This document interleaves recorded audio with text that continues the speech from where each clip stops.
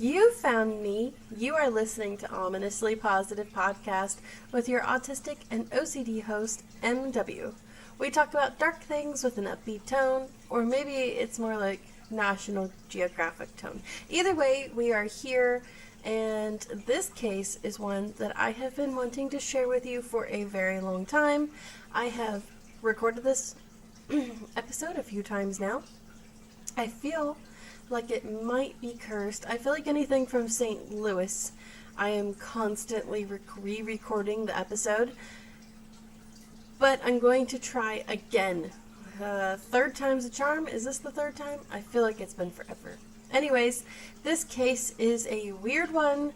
It is solved, sorta. The victim has been found, sorta. And I feel like it's just a case that's very much stuck in limbo, and it's going to stay in limbo if something isn't done to get it into the spotlights. So I feel like we should talk about it and see if we can do our part to help bring justice for this case. We are going to be talking about Linda Sue Sherman and her murder, along with her skull reappearing 5 years after her disappearance at a restaurant. But first, let's go over my disclaimers and a little bit of personal news. The first thing I'd like to say is check out my background. I'm working very hard to make my cameras look nicer, and if you're watching me on like YouTube, I've got my own background in the background of my video. I made this, and if you like it and you want to hear like the visuals or the sound to it, it's like rain, go check it out on my channel. It's there. It's like an hour long or something like that, and you can like loop it. Okay.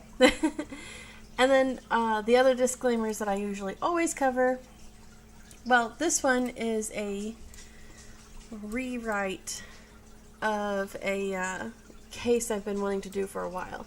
So I've done this case before. It's just a rewrite of it. But I wanted to do it better and fit it within my standards, so I'm redoing it. I use initials now, and a lot of redactions. I know it offers a super thin layer of protection to the friends and family that are involved in the case. Some people are very offended that I would do this. Some people like it. I prefer it, so if you're going to be really offended by it, I'm sorry. I encourage people to just take my work, by the way. I would love credit, but that is not my goal.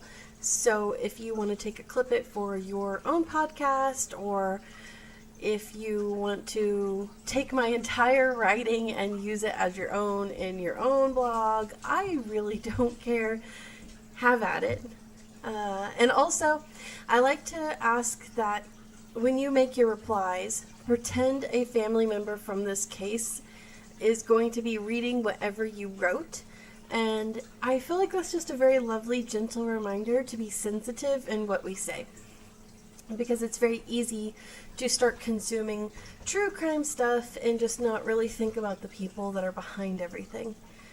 Lastly, if you like to Google cases like this and do a lot of research, but you're afraid about the sort of things that you might see on like Google Images, I can say that this case is very safe for you to search, and you're not going to come across scary images, I think, unless you're really digging and you put in some weird words or something. But in general, if you're just doing some basic research, you should be good. I also cover my keys here. I say upstairs info is any reliable sources, downstairs is secondhand info, LE is law enforcement, POI is person of interest, and I made myself a little note that I wanted to cover here. In 2020, 2020, I got a hold of NamUs. I got a hold of the regional specialist for this particular area, and I asked if there was anything to be done to get Linda's profile onto NamUs. They said they would do some research and they might look into it. Of course, it's like 2021, and she's not on NamUs. So if you want to jump in and help with that and try to get her on there, that would be awesome, because how are we supposed to be looking for her remains if nobody knows to even look for her? So I think that could be very important to get her on there. Now let's go ahead and jump into the story, and also I apologize for my nasal soundingness. Whatever sickness I had is still clinging on. I am okay. It's just annoying. And let's go ahead and jump to the story, because the story is a pretty long one with a few twists and turns. And like I said, I have recorded this a few times now, and I'm ready just to talk about it and get it out there finally. So, I do a synopsis. Here's what we're talking about today. Linda Sue Sherman. She disappears on April 22nd, 1985, sometime around 6 p.m. Most of the information we have is actually based on what Linda's husband says, and according to him, Linda came home around 2 a.m. after her work shift. Depending on your sources, the time slot for this is changed by only a few hours. Donald Edward Sherman, also just known as Don, said the pair argued, and that lasted until 4 a.m., and it ended with Linda sleeping on the couch and Don sleeping in their bedroom. I personally am annoyed by that, because I feel like, isn't the gentleman supposed to sleep on the couch? I don't know. I don't know. My grandma slept on the couch all the time. My grandparents didn't argue, but she just slept on the couch because she liked the couch, so maybe it's something like that. Anyways, that day Linda did not wake up to take her daughter, P.S. to school, P.S. saw Linda lying on the couch with her face to the back, and P.S. said it was very unusual that her father took her to school, and that her mother didn't wake up to say goodbye, and in some accounts, P.S. says her mother wasn't moving. With next to no leads, her case now dwindles, and it isn't until years later, on June 28, 1990, when her skull is discovered at a local Mexican restaurant, that finally points the case in the direction of this being a homicide and her not just running away or something like that. So now, let's get into the story expanded.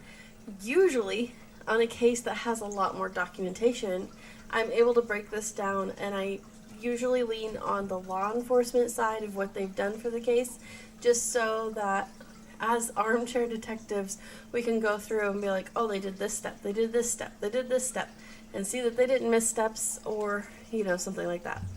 But there's not that for this case, so we're just going to get into the story with some details, and then our thoughts on it. So, let's rewind to the very first day. It's April 22nd, 1985. Linda's coming home from work, and she gets in an argument with Don until about 4 a.m., where allegedly she sleeps on the couch and he sleeps in the bed. According to Don, this argument had been about her affair. The home that they are in is a brick home in Veneta Park, sometimes described as a 5-room bungalow on a dead-end street. The address is 8300 block of Monroe Avenue, and this is St. Louis, Missouri. According to the weather history, the daytime high would have been around 80 degrees with an unknown low, although I think the averages for the time is about 50 degrees low. The weather was cloudy to that day. Oh no, I'm stuttering again. That's why I had to delete the first episode, because I stuttered through the whole thing. Okay, fingers crossed that I don't do that this time. Sunrise and sunset are about 5:15 a.m. and 6:46 p.m. I always like to include the letter or the weather for the people, because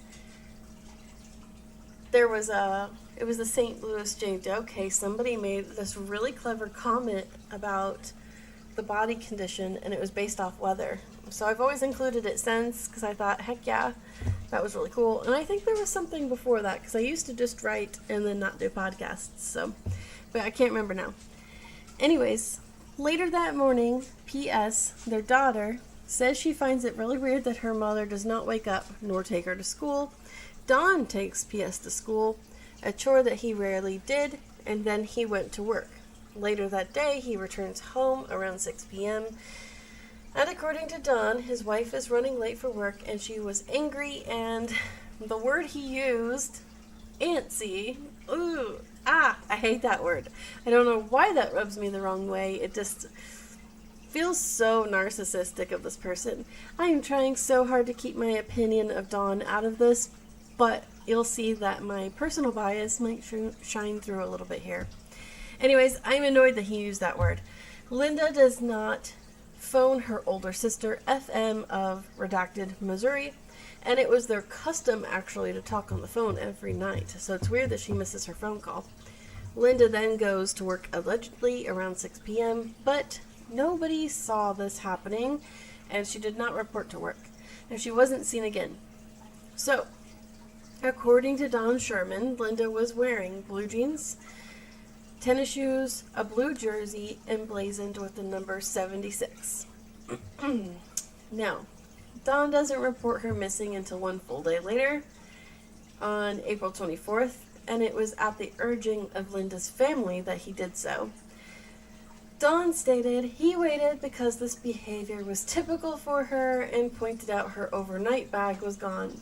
Investigators did say they found evidence of some items missing from the home. The weather on this day would have been mostly cloudy, with some wind and some fair spots. The high was 70, an unknown low, but the average was about 50. Linda did have a history of leaving, and was confirmed to be having an affair with a man from her work. This boyfriend does have an alibi, and he was cleared entirely from the investigation. This would have also been the day that Linda's car would have been marked at 24 hours at the airport. We'll get to that in just a second. So Linda's family, obviously, is very concerned because while Linda does have a history of leaving, she had never done so without PS. Linda did not trust Don with their daughter, as he had made threats to murder the entire family before. Linda's family also knew that Linda had been making plans to secure her independence from Don Sherman. Linda was routing her mail to her sisters and sending her paycheck money there, and everybody knew that she was going to attempt to leave him for good. And everybody was aware of Linda's affair, too, on top of everything like that. Linda's last paycheck went to her sister's house, and the sister actually kept those paychecks unopened for years in a file full of newspaper clippings on this cold case. So her family really, really cared about her and advocated for her until they couldn't anymore. So the family now, at this time period, is making major efforts of search on their own. And they create flyers and even do a $1,000 reward for any information. And then one major lead was actually found entirely on a hunch by Linda's brother-in-law, SM, and his wife, FM. According to SM, he was just thinking one night in bed about a story where the victim's car appears at the airport. So he wakes his wife up, and the pair head to the local airport in the evening. The airport is St. Louis Lambert Airport, and they search the cars, and there they find Linda's 1971 Volkswagen Beetle parked in short-term parking. No sign of a struggle, and the doors were locked. The family said they could see school books and her hat in the back seat of the car. The family was afraid her body was going to be in the trunk, so they didn't touch anything and they called for help. Airport security came over and they opened the front compartment of the trunk, and nothing at all was inside.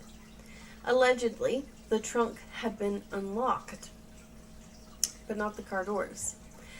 The airport tracked the cars parked longer than 24 hours, and this one was marked April 24th. It is at this time LE now begins to suspect that Linda has met with foul play. The airport has no records of Linda getting on an airplane. At the time, it was possible to just take cash and grab a ticket and pop on an airplane. It really wasn't a big deal. But there's no records of her doing that.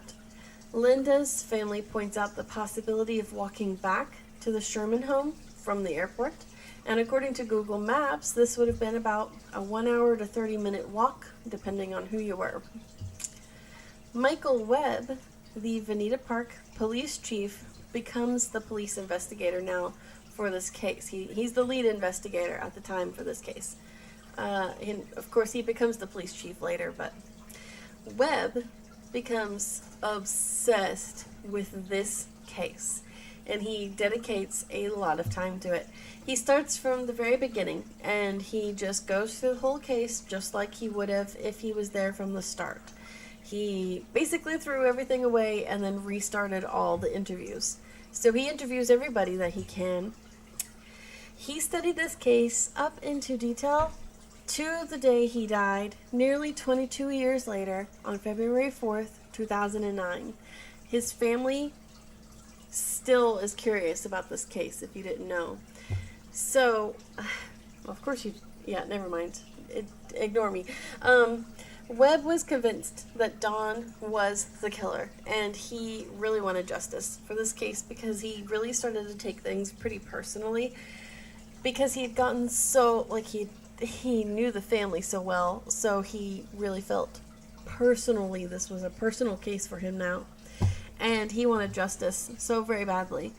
He interviewed Don repetitively, almost on harassment level repetitively, but no solid evidence ever surfaced, even after one of Don's ex-girlfriends came forward, allegedly to say that Don confessed to her for murdering his wife Linda. I find it a little interesting that Don puts up with this. Like, he doesn't sue or anything like that. He puts up with it. And I find that interesting. Family and friends involved in the case slowly now begin to live their lives as the case has gone cold. P.S. does not live with her father and moved in with her maternal grandmother and saw Don only on the weekends. Don becomes depressed and begins to heavily drink, and he was still legally married to Linda. He did attempt to divorce her on the grounds that she was cheating and abandoned him. However, this is overturned in the court, the judge saying that they would wait until Linda was able to consent. No arrests were ever made in regards to this case, but law enforcement did declare Don Sherman publicly as the sole suspect of the case. Now, things are going to get weirder. If it wasn't already weird, it's going to get weirder, so let's buckle up. This is the skull part of the story. 5 years pass, and it's now June 28, 1990. A skull was found in Bridgeton, Missouri, being held by the St. Louis County Medical Examiner's Office. 2 TWA flight attendants make the discovery from their table by the window around noon on a very hot Thursday. According to the historical weather, the high was 94 with a low of 70 degrees. The weather was mostly cloudy. Sunrise and sunset were now at 5:40 a.m. and 8:31 p.m. These flight attendants, they chose to have lunch at the Casa Gallardo, a chain Mexican restaurant. And according to the employee of another location on a post of mine about this case, actually, this chain did not use any skull motifs in their decorations. Some people have brought it up and wondered how long the skull had sat at the Mexican restaurant, but I think it must have been set pretty recently because skull motifs weren't a thing.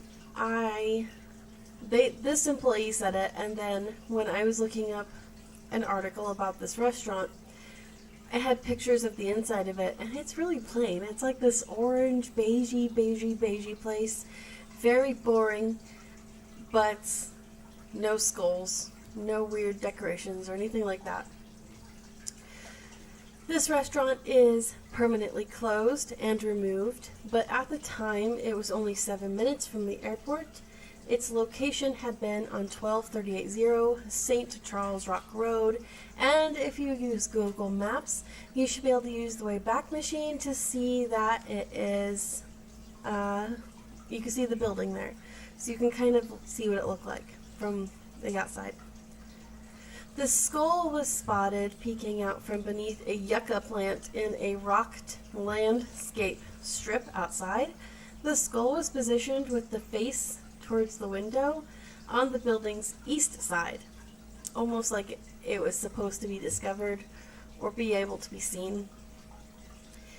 It was described as an ochre color with dirt lodged between the teeth, and the jawbone was askew. 12:47 p.m., the managers called over to the table, and the flight attendants, they weren't really alarmed. They just kind of assumed it was a prank. The manager obviously thought it was real enough because they pulled the blinds and called the police. The scene is described by the then police chief, W.M. Quote, excuse me, it's a lengthy quote, so give me a sec. I'm going to take this little sip here. I'm going to do the Benny Myers thing. I love her little, tea sippy sippies. Quote, it's a very well manicured area. Plants and gravels, what have you. And the way it was situated, it would give one the impression that, somebody put it there so you would see it. During that time period, there was the relocating of a cemetery that was in the area, and a lot of bodies were being exhumed, graves being moved, and so it gives you the impression now that this may be a prank, and there would be no reason to suspect that there was any foul play. Unquote. Ellie took photographs, and an anthropologist is consulted now. They said the bones were of recent origin and female, but nothing else could be determined. They did not declare a crime scene, as nothing else had been disturbed. The event was classified as found human remains. The law LE dismissed the event as a prank. In the area, a local cemetery was being exhumed and moved. We've talked about this before. Actually, this is the cemetery I talk about with the St. Louis Jane Doe, the very first case on here. There's a tiny cross over here. It's kind of weird, but it is there. They had already had an incident with teens breaking into the area and taking photos of the skeletons. Linda's skull was then taken to a morgue and sat on a shelf with no name. If I remember right, the Jane Doe is actually buried next to the skeleton that had been exhumed by these kids. If I remember this right. Because I think it was like a little boy skeleton, if I remember that, from like the 1800s or something along those lines. I could be really way out there, but I thought that's what happened. I think that's the crossover I was thinking of. Anyways, Don Sherman was at the Casa Gallardo that day in the evening after the event. How weird is that? So he says this is one of his favorite drinking spots, and allegedly he heard the reports of the skull being found.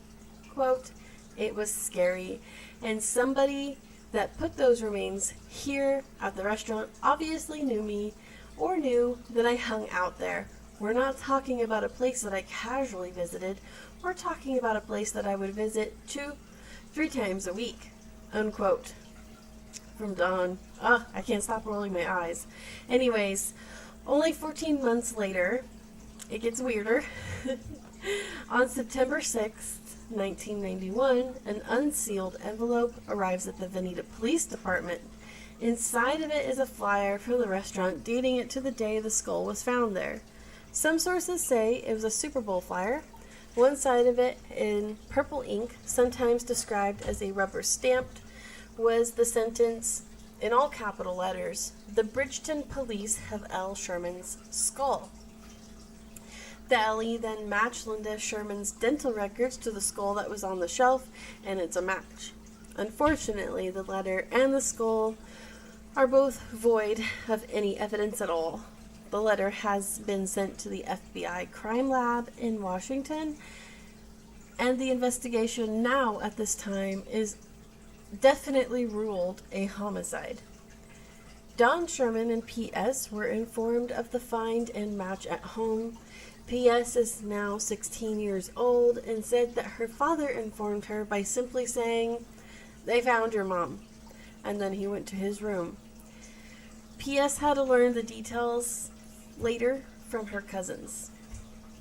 Now we are rolling into January 5th, 1993. Why did I say leak? Ellie seek help from the public by going to the news press. All leads have been exhausted, Lieutenant Webb said, but we have reason to believe that there are members of the public who may know something about it. Police appeal for clues in the 1985 murder by Tom Gross. So I think that little quote by Webb is interesting. I wonder what he meant by that. Does he mean like Don's girlfriends might know something? Is he just kind of playing with Don a little bit by suggesting that he might have something a little more? I don't know. I think the quote was a little interesting. Especially when we get a little bit later in the story. I think you guys might come to the same conclusion I have about this case. But we'll see. Anyways, Webb was really desperate for leads, so he would go to police conventions and pull aside famous detectives. They were not able to help with tips or ideas. When technology advanced, Webb was on it. He would pursue everything he could. He went for soil sample tests and I think he had the skull examined again too, I think.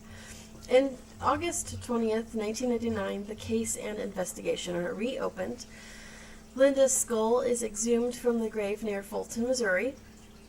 Linda's skull was then sent to Mercyhurst Archaeological Institute in Mercyhurst, Pennsylvania.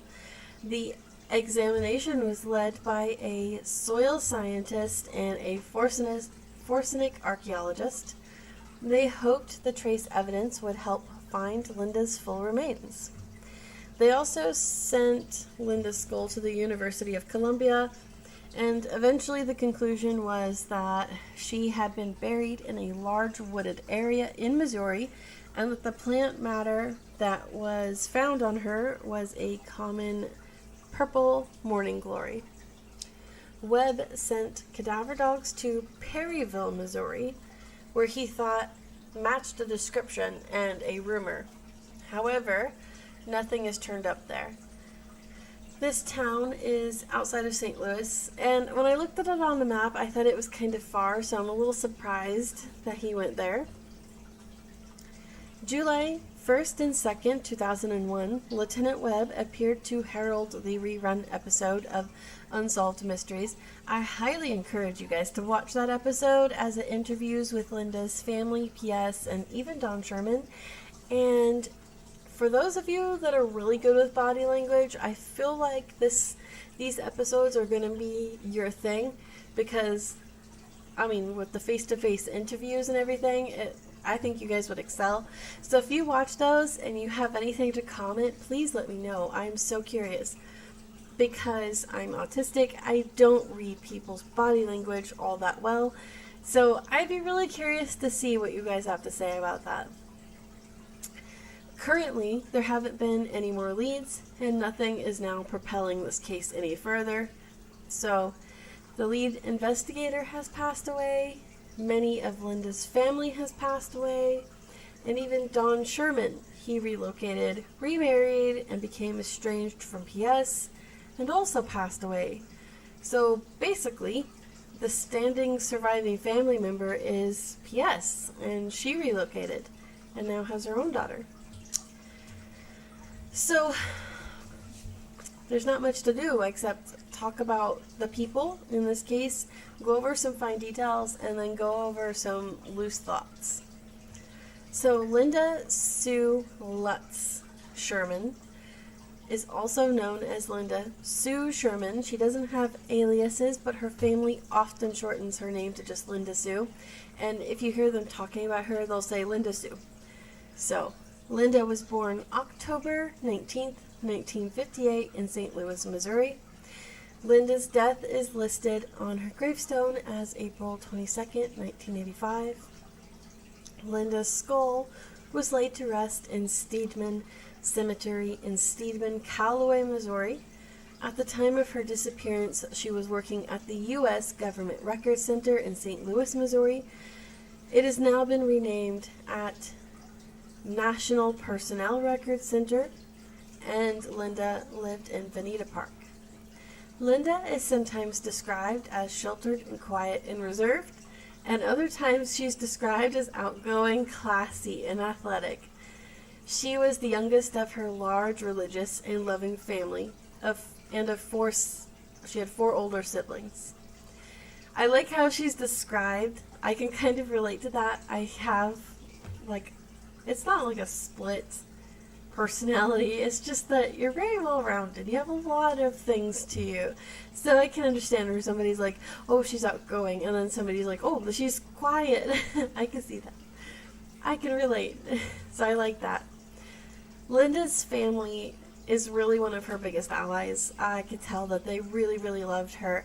They advocated for her when she was alive. They were helping her get out of that situation she was in. They advocated for her after her death, and they kept it up, and they obviously very much loved her. Linda had dark brown hair, cut into a popular layered bob style of the 1990s, and she wore very fashionable makeup of the time. Linda grew up in Florissant, or by some accounts, Dade, Bridge, Court, and Ferguson. I'm pretty sure Florissant's the right one though. She attended McClure High School in the St. Louis area, and this high school is where she met her future husband, Don. They married February 10th, 1975, at the Christ Memorial Baptist Church. Linda was only 17 years old at the time. The wedding theme was powdered blue, and it was not a large ceremony. Afterwards, they went to Noah's Ark restaurant in St. Louis, Missouri. They then rented a home that was next to Linda's parents, W.L., whose occupation was of carpenter, and E.L., whose occupation was of homemaker. They are both now deceased and buried in the same cemetery as Linda. Later that year, Linda gives birth to their child, PMS, unfortunate initials, sorry, around August, but she is determined to finish her education, and she relies on her mom to help watch PS, and she graduates from high school, and then she keeps going and tries to get more education. The couple often worked opposite shifts, and this strains the marriage. Linda juggled many jobs: Sears, Sight Oil Company, and as a cocktail waitress at the Flaming Pit restaurant. The Flaming Pit restaurant. So Don Sherman was upset and jealous of Linda's job at the Flaming Pit and claimed she flirted with men and she changed there. The marriage lasted 10 years, even with the obsessive nature of Don and physical abuse. Quote, Don was very possessive of her. When I get off work, if I'm not home within 5 minutes, he wants to know what's going on. Who are you seeing? What are you doing out that late? He was always hitting her, and things just weren't right. DL, Linda's older brother. That was a kind of a hard quote to say because it was like a quote within a quote. Linda files for divorce on October 1977 and wanted to take the home and sole custody of her daughter. However, they reconciled in 79 and they moved to Veneta Park together in that 5-room bungalow thing. Then in 1980, Linda has a miscarriage, possibly or maybe a stillbirth, and then she was diagnosed with epilepsy and seizures. That I wonder what's up with that. I wonder if that contributed to her death, like if he pushed her around or something and she had a seizure. Anyway, the couple chose not to have any more children because of these things, something Dawn reportedly was upset with. This event seems to be a catalyst for their discontentment in the rest of their marriage, if it wasn't already bad. In 1982, the marriage is strained again to the point where Linda leaves the home and into an apartment in St. Anne, Missouri, taking with her their daughter. This year, in September 1982, Linda files for protection from Don because he threatened to murder-suicide the family, and he tampers with Linda's car. The protection was granted. He tampers with her car. The protection was granted, but it didn't last long. 1 month later, Linda wrote a letter to the judge to discontinue it herself as they had reconciled. Quote, "Please acknowledge the fact that my husband Donald E. Sherman and myself, Linda S. Sherman, are presently working things out," Linda wrote to the judge on October 21st, 1982. 21st. Sorry. Unquote. After their 10th wedding anniversary, Linda planned to leave Don again, but this time she wanted to make it permanent, so she starts to make very quiet moves to do so safely. April 11th, 1985, she files for the divorce. She uses the attorney F.V., and he, quote, says, "I just remember her as being very nice, very polite, and an attractive lady. She was not sophisticated or anything, but I think she was kind of classy. I remember her having class and of being a person of stature," unquote. That was nice of him to say, and I think that gives another aspect to Linda that we really hadn't been seeing so far. I find it interesting that she files on April 11th, and I don't think he was supposed to know, but I wonder if he found out, and I wonder if that's what causes some issues here. Anyways, in the early months of 1985, before she vanished, Linda began to set up her life so that she could leave Don. I just repeated this, so I don't know why I've said this. Did I say this? Well, she files on April 11th of 1985. So, and she had intended that those papers weren't to be served until sometime later after that. So that's what I was kind of thinking, like, did those papers get served? And what was Don's reaction? Was it served around April 22nd? Anyway, now let's talk about Don Edward Sherman. No known aliases, but he likes to be called Don Sherman.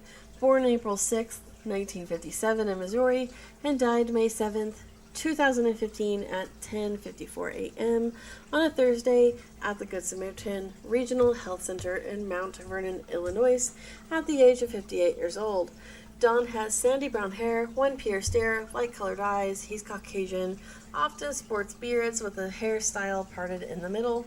Older photos of him show him with darker hair and mustaches.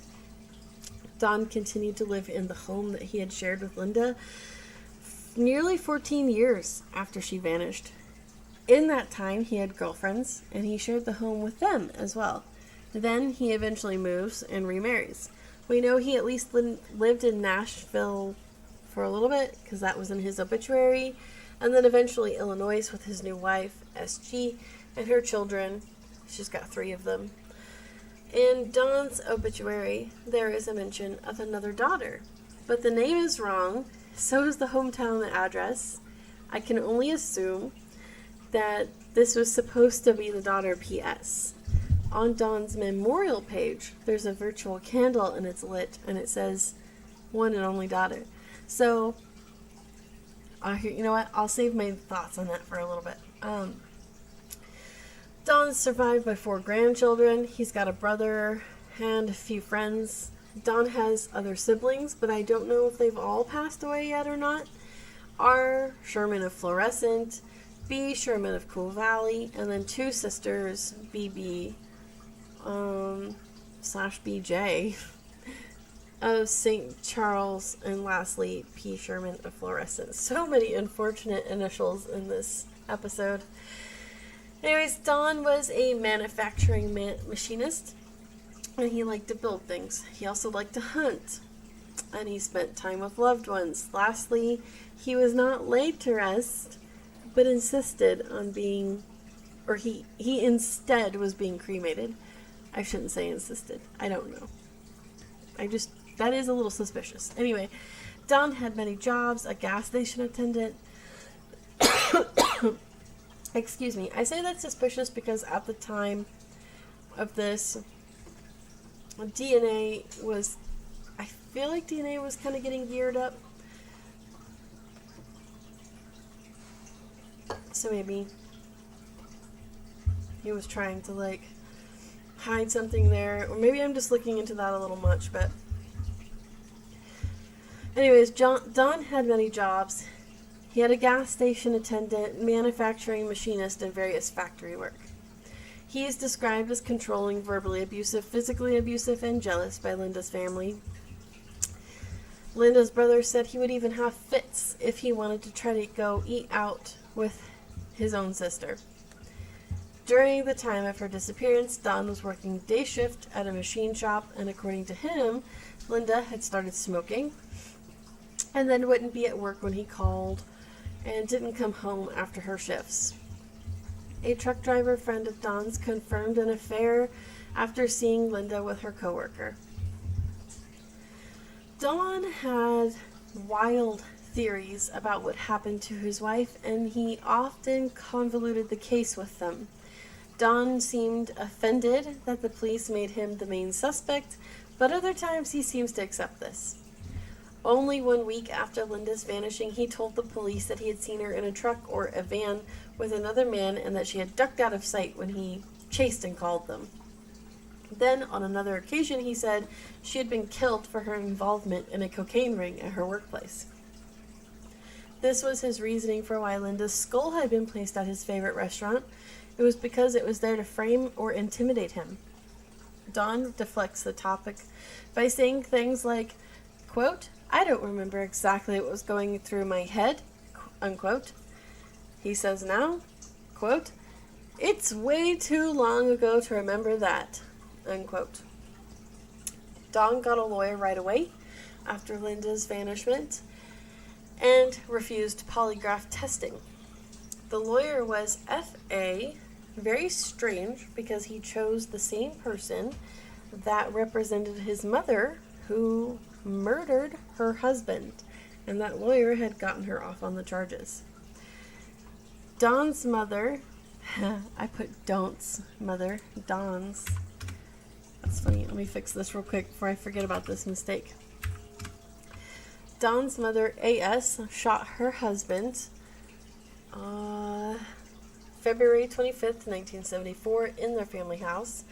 A.S. claimed someone was breaking into their house, but the murder weapon was found in the air ducts. A.S. served 6 months in jail, and according to Don, both his parents were alcoholics, and that was the real reason behind his father's murder. Don said his choice in lawyer was simply just because he already knew him. Now, let's talk about their daughter. There's just a brief note here. Daughter of Linda and Don, Sherman, PMS, was born August 1976. PS is now PH of Attica, Indiana. PH has blonde hair, pale eyes, and is Caucasian. PH has reoccurring nightmares of the last day she had seen her mother, because PH believes that her mother had already been dead that morning when she lay on the couch with her face to the back. Though she is aware her father is the main suspect of the case, she still wants closure and hopes to bring all of her mother's body back home to rest. Quote, "In my heart, I think he might have done it. You know, I can't think of anybody else who would have," unquote. Now let's get into the theories, the loose notes, the brainstorming, the stuff.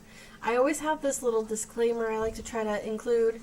This section in no way claims or accuses anyone of anything. All people in this content that you are consuming are innocent until proven guilty in a court of law. The theories reported in my video are just that, theories, and personal opinions. They're just personal opinions. They also kind of report the common ideas that are out in the public. And again, They're not accusing anyone of anything. So, Alex, now that I've said that.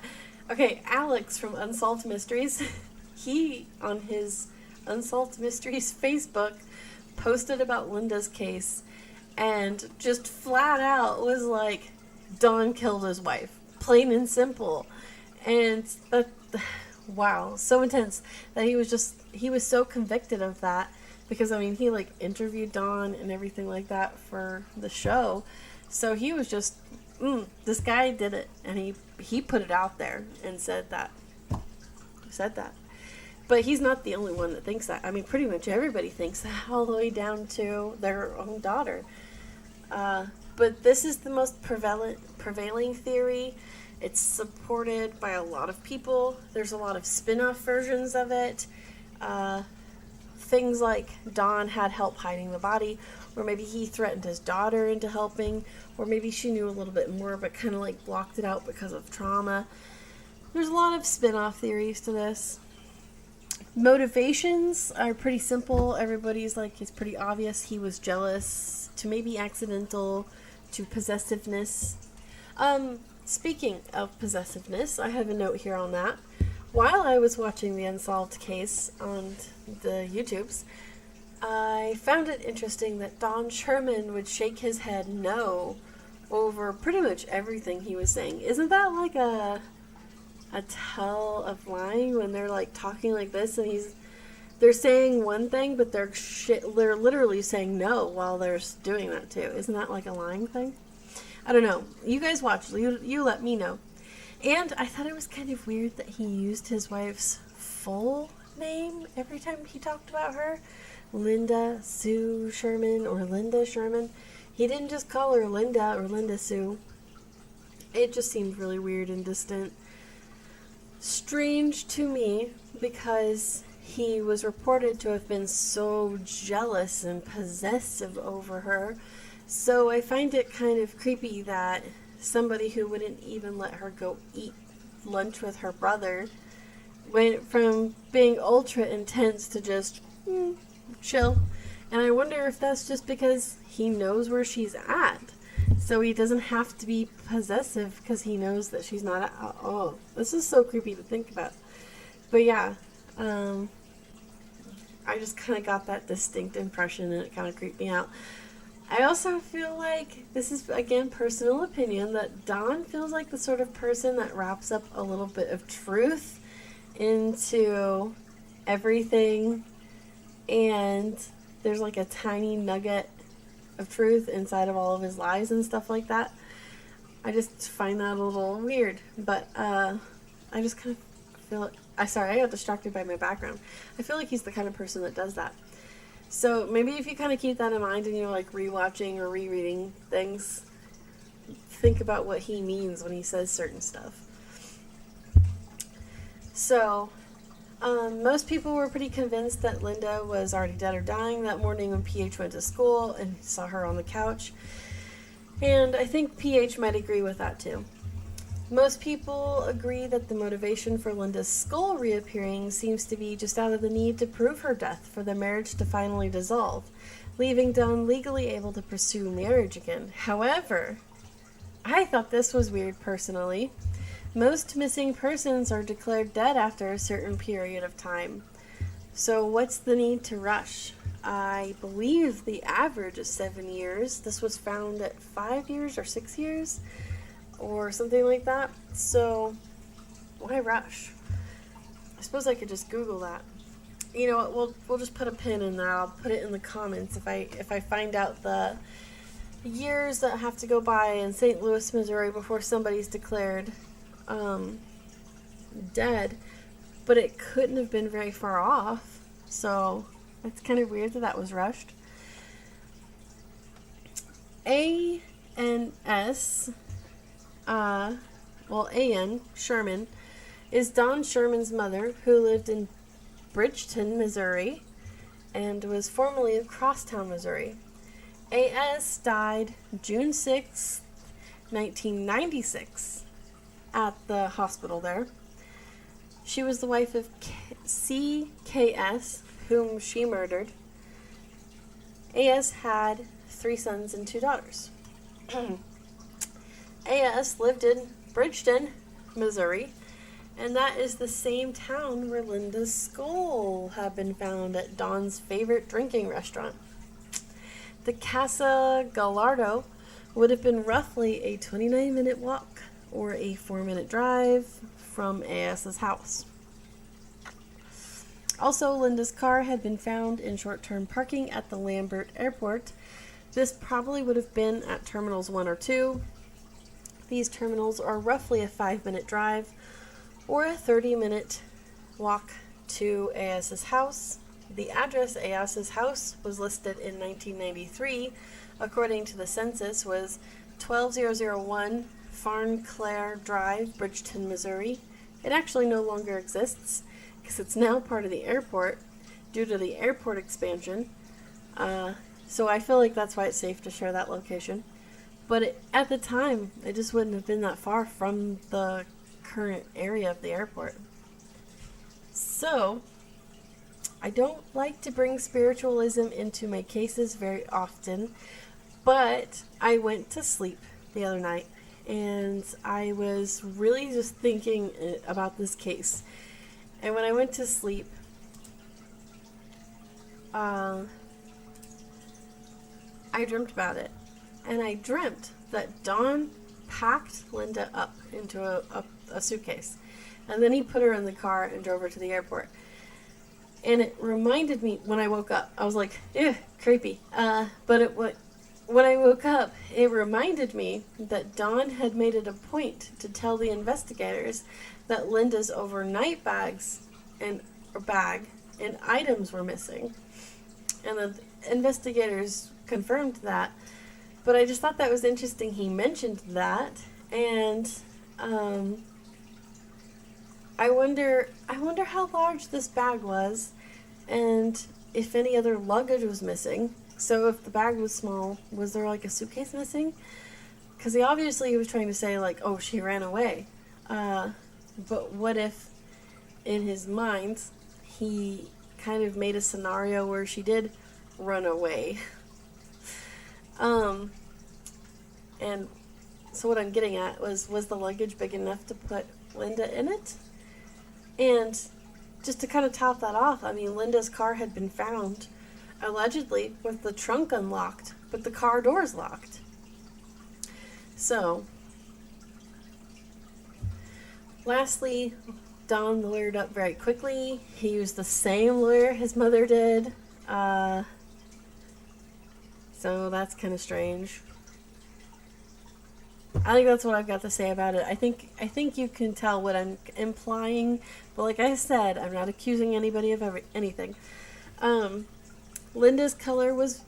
I wonder if Linda's favorite color was blue, because I know this is just a totally random thought, but the outfit she went missing in was blue. The photograph she's often shown in is blue, like a blue shirt with blue eyeshadow. I wonder what that shirt was. Was it like a sports jersey? Was it like royal stuff? I don't know. I just think that would be good to document, because if we can get her into NamUs, that's something we can put into NamUs, because say you find skeleton remains with like scraps of a Royals jersey, we would know it was possibly Linda. So I think that's important to remember and put into the NamUs thing and stuff like that. But I don't know, just random thought here. And then lastly, my other thought that I wanted to mention was, do you think Don lied to his new wife about his previous daughter? Because the obituary was wrong. It had all the wrong information about PH. So I wonder if the new wife just didn't know that and was like putting the information that Don told her down, or I wonder if she just like made up stuff to just kind of get it in there. It seems like he might have lied. But in conclusion, this case is a weird one, and if it's going to be solved, we'll need a witness or finding Linda. So if you have any information or a tip, call the Veneta Park Police Department in Veneta Park, Missouri. They are 314-428-7373. I would suggest calling Unsolved Mysteries, but you can't. They're disconnected now. I mean, you could. And if you call that number, it's kind of weird. Have you ever called that number? You should. It's 1-800-876-5353. Give it a call. See what happens. Okay. And I guess just share her story. Try to help me get her into like the finding remains websites like in NamUs or something like that. I really would love to get her into NamUs at least. I feel like that could help. Because, like, how do you know to look for a body? If anybody even, like, how would you know? It just makes me sad. But what do you guys think? Do you have any theories, any ideas, anything to help this case at all? Let me know. I would really appreciate that. And if you have a chance, could you please share this with somebody you think that might enjoy true crime or whatever whatever platform you're on. Give me a thumbs up or just a quick comment like a hello so I know you're out there. I'd appreciate that so much. I love you guys, and if you want to read this instead of listen, the links are in the comments below. Also, if you have case requests, I will be happy to look into case requests. I've gotten a couple from people, and well, it makes me a little anxious, but I'll do them anyway, so don't worry about that. But yeah, if you've got something you really want me to talk about, let me know. As far as news, personal news, I don't really have too much going on. I'm going to go visit family soon at the end of the month. I'm pretty excited. And, uncovered.com saw me complaining on my Twitter and, offered to do a hangout next week and maybe see what opportunities they might have. I wanted to say no, but Husbandy talked me into replying and saying yes, so I did. Now we're going to go hang out on Google next week. We'll see how that is. I'm kind of anxious about it. I don't know. I don't know how I feel about something. Their website's very professional, but it's like a pay club. There's free spots too. And I think they're looking for content creators, which I think is why they contacted me. But I feel like I'm just like a random nobody. So I feel kind of weird being like, yes, sure, I'll help you with content. I don't know. But Husbandy was like, you need to do it. So I did. So yeah, if you want to send me good vibes for that, I would appreciate it. Okay, I'm going to stop jabbering. This episode's probably going to be so long. I apologize for the mistakes and things like that. This episode was rough. I had to record it so many times. I'm not going to go through and fix any weird mistakes or anything. So just bear with me. I enjoyed spending time with you. Bye. This is Mary. Bye-bye.